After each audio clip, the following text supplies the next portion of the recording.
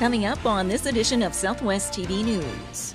38-year-old David Lee Little of Calgary appeared in Swift Current Provincial Court on Wednesday, facing numerous criminal charges.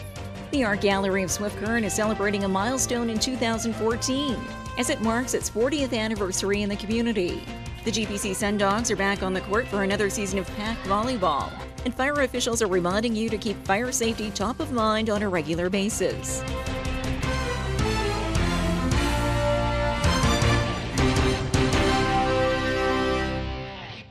Thanks for joining us here today. A Calgary man was in court this week following a high-speed chase near Swift Current. We have more in today's top story. 38-year-old David Lee Little of Calgary appeared in Swift Current Provincial Court on Wednesday, facing numerous criminal charges, following an incident in Swift Current earlier on Monday. Police indicate that Little broke into a retail business on the 1100 block of Central Avenue North in Swift Current and left with several bags of stolen goods. He then walked a short distance to a business on the 1400 block of the North Service Road East, where he attempted to steal two other vehicles unsuccessfully. He then proceeded to forcibly remove a 77-year-old woman from her vehicle and drove away. The victim was transported to hospital with undetermined injuries. A police pursuit ensued down the number 1 highway heading east towards Herbert, with officers attempting to stop the suspect with the use of spike belts. He eventually drove into the front of an RCMP vehicle, causing damage, and exited the community of Herbert, traveling westbound in the eastbound lane. While attempting to cross the center meridian, he lost control, struck a large round hay bale, careening into the same RCMP vehicle. Little and an RCMP officer were then transported to hospital. And following his brief appearance before the judge on Wednesday, 38-year-old David Lee Little will be remanded in custody in Swift Current, while a bail verification report is prepared. Little will make his next appearance in Swift Current Provincial Court on October the 16th.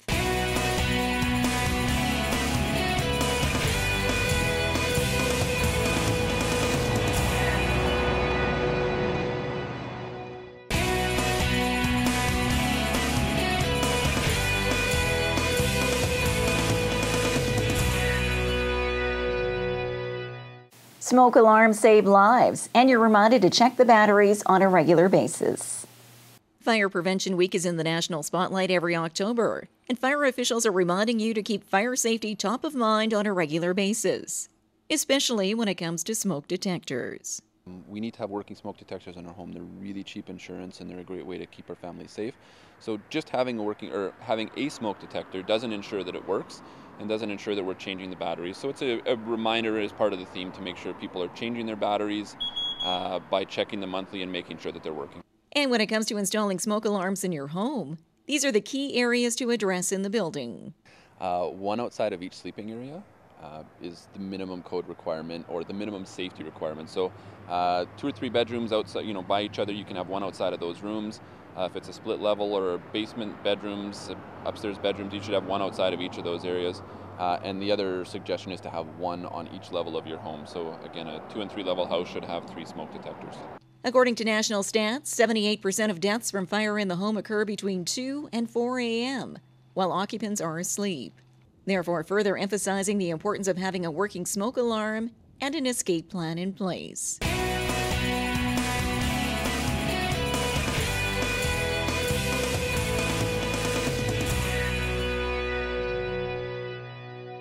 This is a year of celebration for the Art Gallery of Swift Current as it reaches a milestone.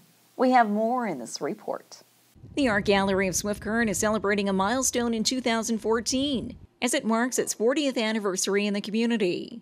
The event was recently celebrated with an evening wine and cheese reception, which included local talent and a walk down memory lane with friends and staff of the Art Gallery.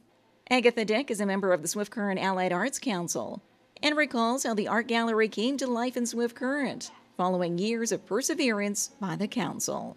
We began at the lounge in the rec center, okay? Upstairs. We turned it into an art gallery, and we ran an art gallery there with pretty notable exhibitions for 4 years. And Paul Rozanzov was actually at a national meeting where the announcement was made where communities could apply for money to build national exhibition centers. So 3 of them were successful in the province of Saskatchewan. Swift Current was one of them. Estevan and Moose Jaw. We got national exhibition centers. Now 40 years later, and the art gallery has become a solid fixture in the community, showcasing a variety of exhibits and other programming throughout its history. The first 20 years, the curator-director was Dave Humphreys, and it was kind of all development years for the service, providing access to visual art, first-rate exhibition programs. Then the second kind of 20 years, I came along, and there was a different need for the art gallery, a lot more public engagement and community culture services. And so I'd say the second 20 years was all about being involved in community and community culture development. A crucial venue for aspiring local artists, as was the case for former gallery art educator Hugh Henry. And of course, I did have a solo exhibition here back in the early 2000s, and it was really a turning point for me as well, because you can work away at your home or in your basement and so on, but there really is that next step where it's really not doing anybody any good unless the public is there to see it and sort of engage them with your vision. And as the art gallery moves onward to its next 40 years, exciting changes are on the horizon as it moves to a new multi-million-dollar location in the city's north end. And so we're part of the integrated facility development.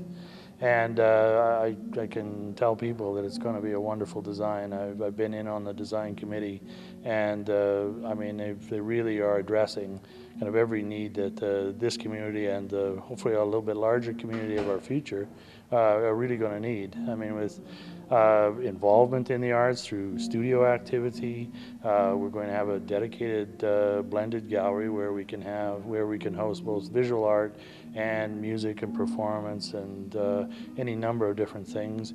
And we'll have a really kind of serious art museum, and where we can present collections and more significant works from art history internationally. The Art Gallery of Swift Current is located in the R.C. Dahl Center on Herbert Street and is open daily for public viewing.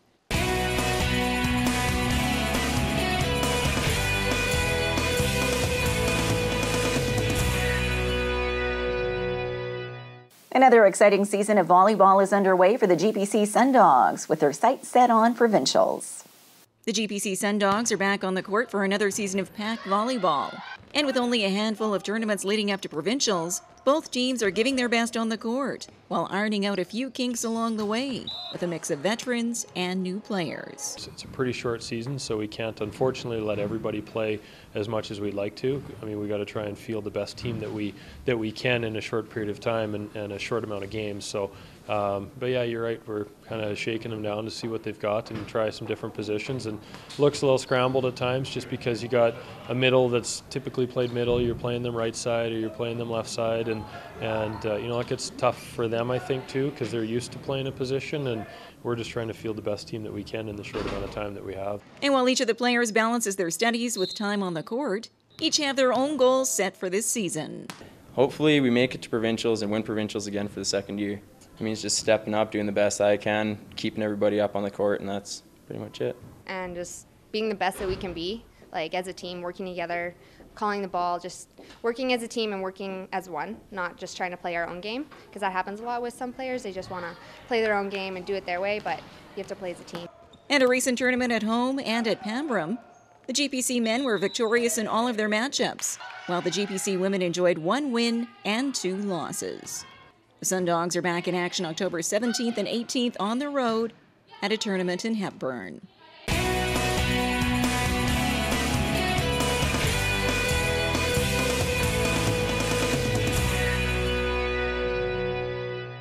Well, this brings to a close another episode of Southwest TV News, reporting the stories that matter to you.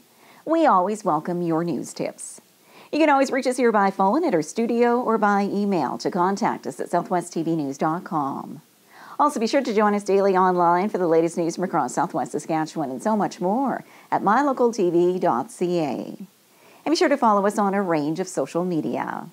Thanks for joining us here today. I'm Carol Andrews.